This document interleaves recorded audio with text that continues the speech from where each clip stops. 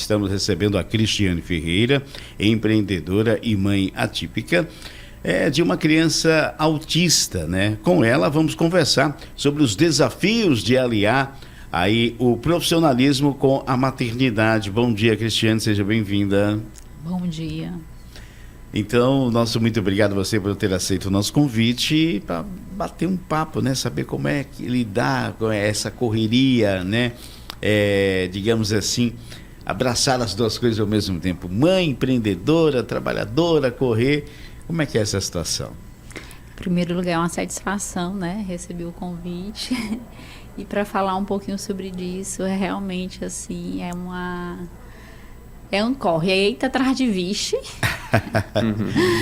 Mas tenho conseguido, graças a Deus. Quando eu recebi o diagnóstico do Iago, eu achava que era uma sentença assim mesmo para eu não fazer mais nada, só estar mesmo ali nos acompanhamentos, que são tantas terapias e tudo.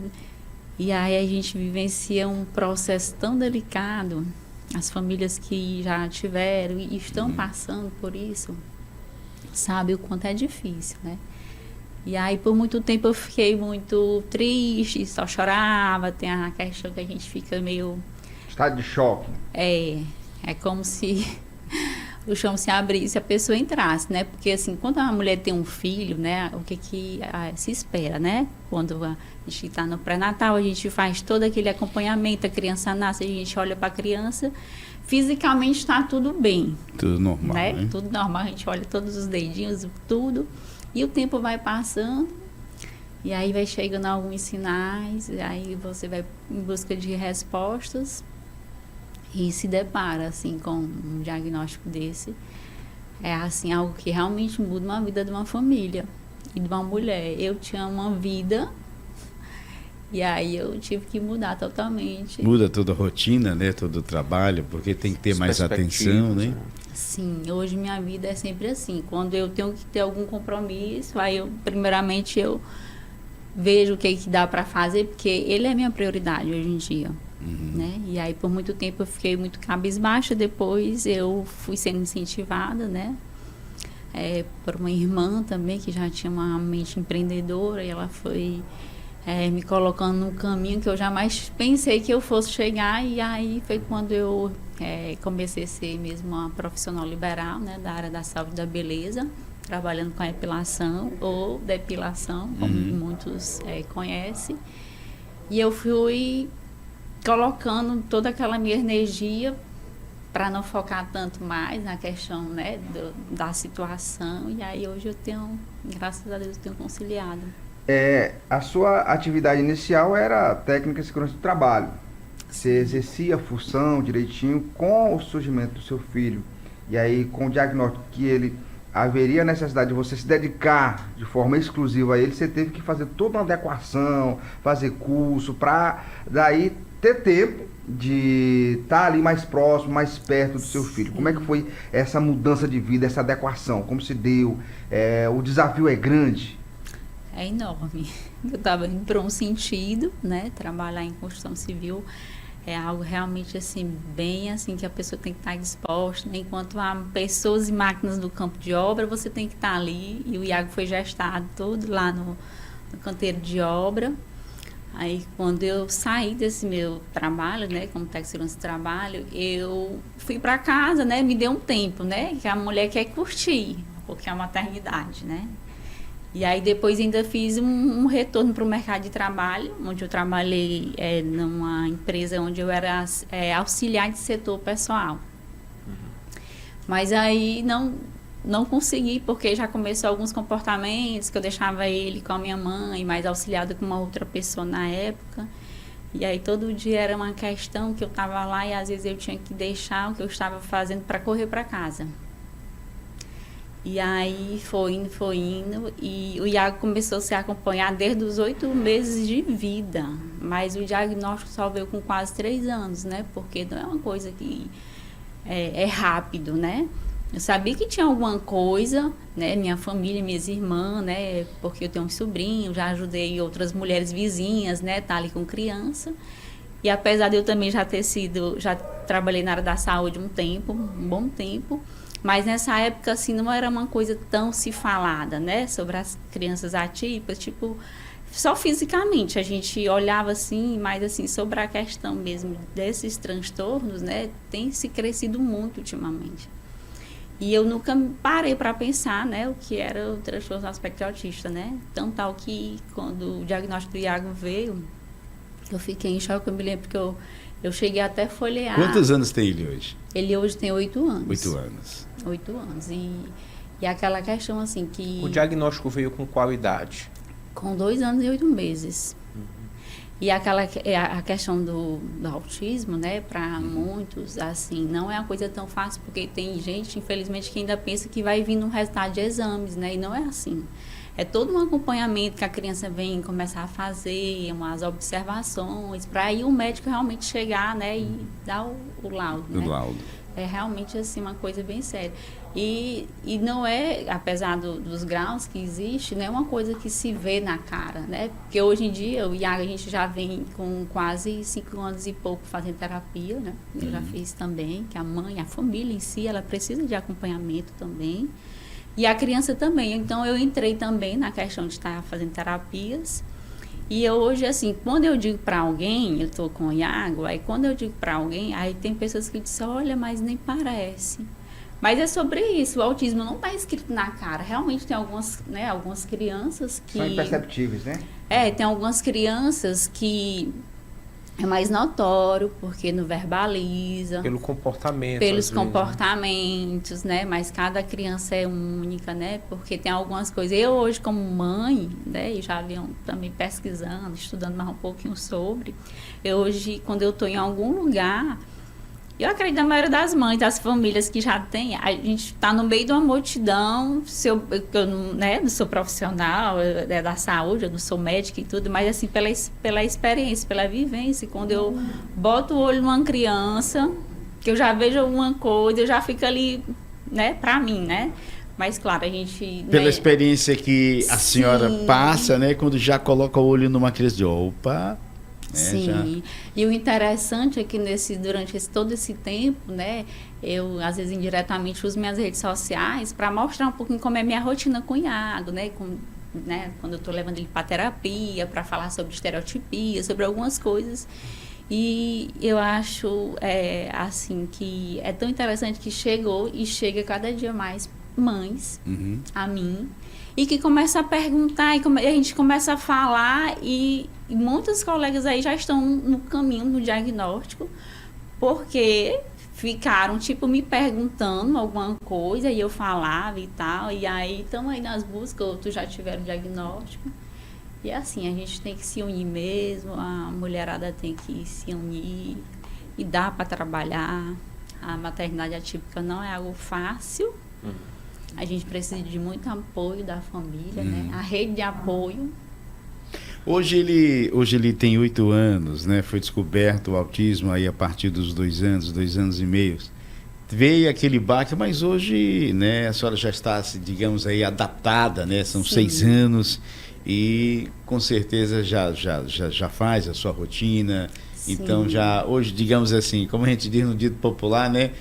Já até transmite experiência, né, para as mães digamos assim, de primeira viagem, né? É por isso que a senhora, digamos assim, coloca nas redes, procura conversar com as outras mães, quando a senhora detecta no seu olhar de experiência já desses 6 anos, que aquela criança que a senhora está olhando ali, provavelmente poderá ser também uma criança autista, né? Eu já chorei muito na época quando eu fiquei sabendo, eu achava que eu era sozinha. Depois, de repente, eu fui começar a fazer uma pesquisa sobre as instituições aqui dentro da cidade, e acabei que já entrei em grupos de WhatsApp, assisti várias palestras. Então, assim, o que eu digo hoje para algumas que me procuram, né? São dias e dias de conversa, né? São choros, né? Porque, assim, hoje eu posso dizer que eu já estou conseguindo seguir minha vida, mas tem dias ainda muito difícil. A dificuldade na adequação, na mudança de vida, ela se dá por sofrer algum tipo de preconceito, por você ter uma criança que tem limitações, que tem um comportamento diferente das demais crianças? Sim. Eu ainda hoje eu sinto, a gente sente muito isso. A sociedade, até a família da gente mesmo. Às vezes a gente percebe assim que a gente se sente um pouco assim excluída. E aí acredito que assim, todos nós, a sociedade em geral, os profissionais da saúde, que às vezes ainda não sabem lidar com essas crianças, os profissionais da educação, enfim, a sociedade em geral, tem que se abrir mais, tem que conhecer mais sobre, para a gente poder também poder viver melhor, porque assim, a gente atrai os olhares, né? O Iago hoje não é uma criança que dá tantas crises, né? Ele é uma criança que, olhando para mim, mas a gente já tem crianças, como eu já citei aqui, que a gente sabe, né? Que é bem notório, e uma mãe se sente, uma família se sente, assim, a gente se sente tão triste sobre esse preconceito, sobre essa exclusão mesmo, que muitas passam, né? E aí, acho que o conhecimento é a chave para quando você vê uma situação ali, você pelo menos saber lidar, porque é muito difícil. Eu já vi muitas crianças, adolescentes, né? Porque o transtorno também tem muitas famílias que já começam a estudar, já vê que a criança e de repente já vem, que na família também tem, né? A maioria tem pesquisas aí falando que geneticamente muitas vezes já é puxado do pai. E tem vários relatos, né, que os pais descobrem a partir do filho. Ou seja, os pais... Há uma predominância na hereditariedade de Sim. pai para filho. Sim. Ou seja, o cidadão teve um filho, o filho nasceu com o grau maior, digamos assim, e aí o pai vai depois ser diagnosticado que ele tinha leve, mas tinha algum tipo de espectro autista. Porque antigamente não existia toda essa levada desses profissionais mais qualificados para investigar uma criança com mais, né, profundidade. Então, assim, eu conheço vários que, olha, hoje eu sei que eu sou, porque a partir do meu filho, né, foi sendo descoberto. Como é que assim, a adequação da criança na escola para adaptação? Tem que ter toda... O termo de ensino, né? O termo de ensino, aprendizagem, tem que ter toda uma atenção especificada, um olhar mais atento, tanto dos profissionais da educação quanto do acompanhamento da família. Sim, o reforço é importante. O reforço que eu falo, assim, tanto da escola, né, que as escolas, independentes de ser públicas ou privadas, lê, mas se não se tem, não se cumpre, né? Eles precisam ter o chamado AT, que é o atendente terapêutico, né? E assim, nas privadas, a maioria das escolas não cumprem, né? E muitos pais fazem ele pagar, né? Mesmo, fazem seus esforços para colocar uma pessoa ali. E na pública, muitas vezes também, infelizmente, se tem, né? Chega-se a ter uma escola que é para se dividir para várias crianças. E quando chega, né? Quando não é, realmente a família tem que estar lá com o ofício na porta da SEDUC, procurando, porque é muito delicado. Ao mesmo tempo também, na rede pública, eu digo isso porque meu filho já estudou na rede pública, ele teve um excelente acompanhamento com a psicopedagoga, né? Que eles têm o direito do chamado contraturno, né? Que é o AEE que eles falam, né? E aí, no outro turno que a criança estuda, eles têm esse acompanhamento. Então, assim, no meu caso, meu filho, na pandemia, que era um receio que eu mais tinha no processo de aprendizagem dele, era se ele ia conseguir ler e escrever, porque tem coleguinha dele hoje, da idade dele, que não sabe ler. E aí eu também fiz meus esforços, eu comprei uma lousa, e aí levava ele para esse acompanhamento pela prefeitura. E aí ele se alfabetizou nesse período tão crítico, né, que muitas famílias passaram, onde muitos nesse período também, né, alguns médicos fizeram as plataformas digitais para poder fazer também a investigação sobre, né, tem um médico aqui em Teresina que ele, no tempo da pandemia, ele fez essa plataforma. Então, muitas crianças também foram mais percebidas pelas famílias nesse período, né. Agora, Cristiane, eu já cheguei a ver no noticiário, não só aqui em Teresina, mas como em outras cidades, crianças que foram rejeitadas que foram impedidas de adentrar em determinados espaços de educacional por não ter o profissional. Isso acontece corriqueiramente da criança ter dificuldade de entrar em uma ou outra determinada instituição de ensino por não ter o profissional adequado para acompanhar essa criança? Sim. O que eu mais vejo são esses relatos, tipo, a mãe ou o pai matricula a criança, não avisa nada para a escola, tal, assim. Quando a escola percebe, já chega a chamar o pai, tipo, vamos cancelar a matrícula, vai levar para médico e tal.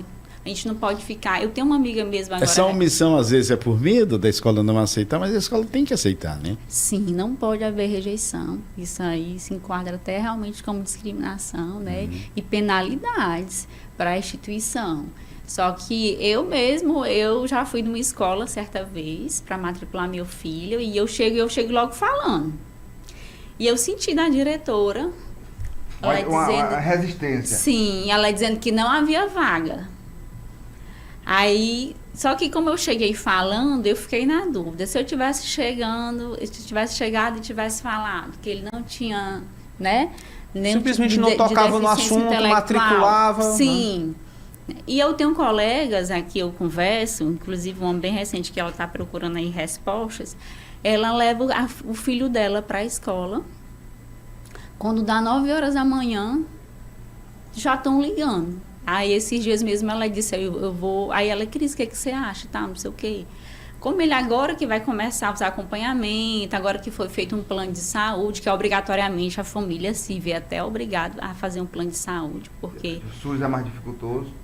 É muito abençoado o SUS, graças a Deus, mas assim, a gente sabe, eu já botei mesmo encaminhamento para falar com o neuropediatra, e a maioria das pessoas que colocam nos postinhos de saúde, gente, é 6 meses que parece assim uma eternidade, só para você ter um contato com um profissional para poder lhe tranquilizar, conversar, ou passar uma medicação, alguma coisa assim do tipo, né? E Cris, e no caso dos planos de saúde, quando a pessoa vai fazer um plano de saúde para uma criança que é diagnosticada com o espectro autista, há uma resistência por parte do plano de saúde? Há uma espécie de cobrança extra por a criança ter que precisar de um acompanhamento mais rigoroso? Olha, a questão dos planos de saúde é outra situação bem delicada, porque quando a criança já entra dizendo, eles vamos dar toda a assistência, toda a cobertura possível, mas o que se vê na prática é uma verdadeira saga. Agora mesmo está um negócio tão sincero para você conseguir as terapias, para você conseguir falar com neuro. Muito pediatras saindo dos planos de saúde, colocando clínicas particulares, e você até para conseguir pelo plano. Eita, mas vou lhe dizer. Mas eles não podem negar, né? Porque o autismo, se tem pesquisa assim, já é geneticamente e pode ser também desenvolvido, segundo algumas pesquisas aí, por questões de telas e outras coisas. Mas no caso, o meu, ele já nasceu com plano, graças a Deus, até hoje. Mas hoje a gente está sem 2 das terapias. Mesmo ele com plano de saúde, nós estamos com 2 das terapias que ele precisa. Porque o médico faz lá o laudo, ele coloca acompanhamento multidisciplinar, que é terapia ocupacional, psicoterapia, psicopedagogia, fonoterapia, de segunda a segunda. Mas você vai atrás dos planos na prática isso não acontece. O meu está há tempos sem terapia ocupacional. E agora ficou sem psicopedagogia. No momento agora ele só está com fono. Imagina as outras crianças que não têm essa oportunidade de ter um plano de saúde. Como é que fica? E também as crianças que não têm uma família, no caso, vou dar como exemplo, você é uma mãe com a mente mais aberta, determinada a mudar toda a sua rotina de vida para se dedicar a estar mais próximo do filho. Então, com certeza, uma criança dessa deve sofrer muito. Sim. E o profissional de educação, às vezes que tem uns que realmente eles são bem mais aprofundados nessa questão, ele até chama, fala e tal, mas realmente a família demora a abrir os olhos. Eu conheço amigas e clientes minhas que vieram descobrir com 10, 15 anos que a filha, que o filho que tem um transtorno. E muitas famílias realmente preferem ir atrás. né? Acha que, enfim, não sei o que acontece, né? Você tem muita família que busca camuflar, rejeitar, não aceitar que de fato a sua criança é uma criança que tem o espectro autista, tem muita resistência por parte de alguns familiares? Eu tenho colegas assim, eu falo abertamente. Hoje, para mim, eu já falo abertamente, né? E tem gente até que fala, eita, Cris, e tu não fala, eu não ia nem perceber. Só que eu conheço colegas que elas nem falam. A criança tá assim, tal, porque o autismo, ele nunca vem só o autismo, ele vem com outras questões, hiperatividade, déficit de atenção e por aí vai. E aí tem muitos colegas que eu sei, né, assim, né, a gente sabe mais ou menos que é e tal, mas assim, fica naquela negação. Não aceitam, né? Não. Nós temos visto algumas políticas públicas voltadas para esse público, carteira de identificação, se eu não me engano, um cordão também Sim, de girassol, sim. não é? Isso, para ajudar a identificar, né? porque é uma neurodeficiência. Você vê como um avanço esse tipo de política?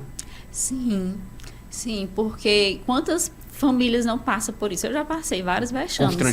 Constrangimento dentro de shopping, fila de supermercado, quando a criança começa. E eu, às vezes, por exemplo, se a criança não tiver identificado, como eu, às vezes eu chego no supermercado e ele não tem. Ele tem a carteira de identificação, né? Um benefício que eu super aproveito, levo ele nos parques de diversões, em shopping, boto para brincar. E ele não tem ainda, não. Então, assim, quando eu entro na fila de prioridade, as pessoas ficam. Aí eu já ando com a carteirinha. Eu já vejo algumas colegas com um cordãozinho, né? O pessoal de já girassol olha, identificado. mulher quer furar a fila, né? É interessante. A sinalização também, né? A questão do estacionamento. Graças a Deus que tem essas sinalizações, porque já facilita realmente. Porque, assim, uma mãe atípica, ela só anda na pressa. É verdade. É tipo um olho no gato, outro no peixe, entendeu? Então, assim, a gente tem muita pressa. Às vezes a gente está na fila, a criança não está com a gente, mas está com a mãe ou com a avó, alguma coisa. Por exemplo, o meu ficou hoje aqui com a minha mãe, mas o meu, ele tem uma questão comportamental, que ele está há 2 anos que ele não bebe água e nem come com a minha mãe. Então, assim... Ou seja, na sua ausência, ele não se alimenta, Não. Nem comida, nem toma água, nem nada. Ou você tem que ter ali um compromisso que retorne logo para alimentar o seu filho. Ele está com 2 anos, que a minha rede de apoio é minha irmã e minha mãe. Então, assim, está com 2 anos que ele está com essa questão. Que, sinceramente, aí é assim, hoje em dia, quando eu saio, eu tenho que voltar até na hora do almoço, no mais tardar. E muito mais rápido, porque nem água ele quer ingerir. Né? Ou depois, se eu for sair, depois de meu dia, quando só quer comer da minha mão, só quer beber da minha mão. E aí, assim, o transtorno do espectro autista, ele é muito por comportamentos, né? Isso. Rotina, ambiente, quando Sim. muda, pesa muito para ele. Pesa. 8h13, né? Chegando ao final do nosso bate-papo aqui com a Cristiane Ferreira, batendo esse papo, passando muita informação para as mães.